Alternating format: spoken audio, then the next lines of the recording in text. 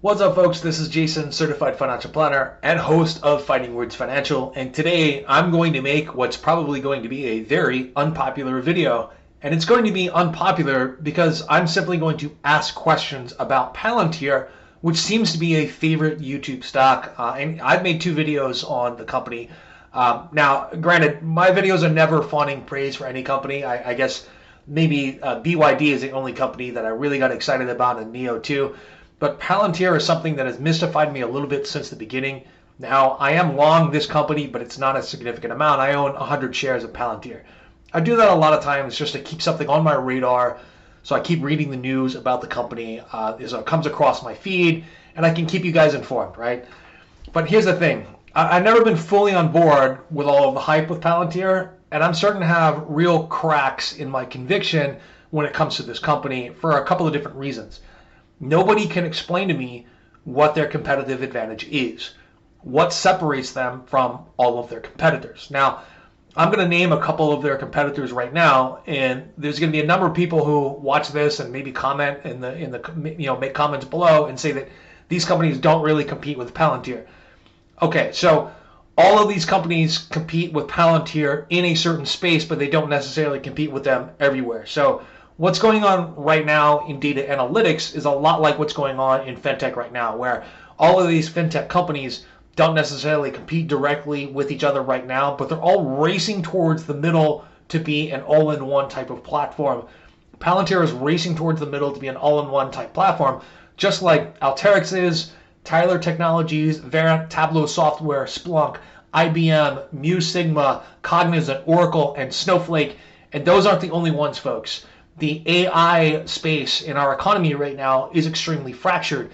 And all of these companies, like I said, they're all racing towards this mythical center so they can be the information provider for everyone out there, the central operating system for all of these enterprise scale entities that are out there.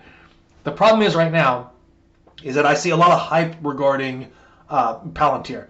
I see a lot of YouTube videos on Palantir. I see a lot of news articles on Palantir that really talk a lot about the valuation of the company, the different contracts they're getting with the government. When you look at the actual dollar amount of the contracts that they're getting, they're really not that large. All the new stuff that's come out. When you're looking at what they're doing on the private sector side, roughly 44 to 45% of their business right now comes from the private sector. That's where I feel like there's nothing about their products that can be described, but that is described that separates Palantir from the rest of this pack that I just mentioned, right? Nothing that really puts them out there. And I've asked the company directly this. Now, granted, they're not gonna, they're not obligated to answer my email. I'm nobody, somebody with 15,000 subscribers on YouTube. By the way, if you haven't subscribed, now would be a good time to hit that subscribe button. But literally, they're under no obligation to answer my question. But I sent them an email to a couple of different addresses there at Palantir over the last couple of months, just saying, hey, can you tell me, I'm an investor in your company. I don't tell them how many shares I have, of course, but can you tell me what really differentiates you from all of your competitors that are out there? Not only have I not gotten an answer, I've talked to a number of people and asked a number of people kind of what this is, what is their competitive advantage, and no one can describe to me what their competitive advantage is, at least in the private sector.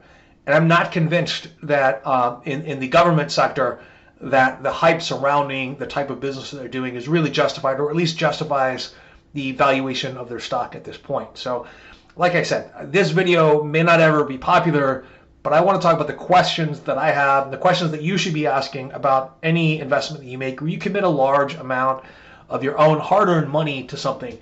Ask yourself why you really believe that this company is going to outperform all of these other companies in the field. How much do you know about what Alteryx does versus what Palantir does? And I would say that Alteryx is probably the company. Alteryx and Palantir are both racing towards the same point, right? Alteryx provides a little bit more on the science and research services side than Palantir does, but they're all racing towards that centralized operating system for a global enterprise, right?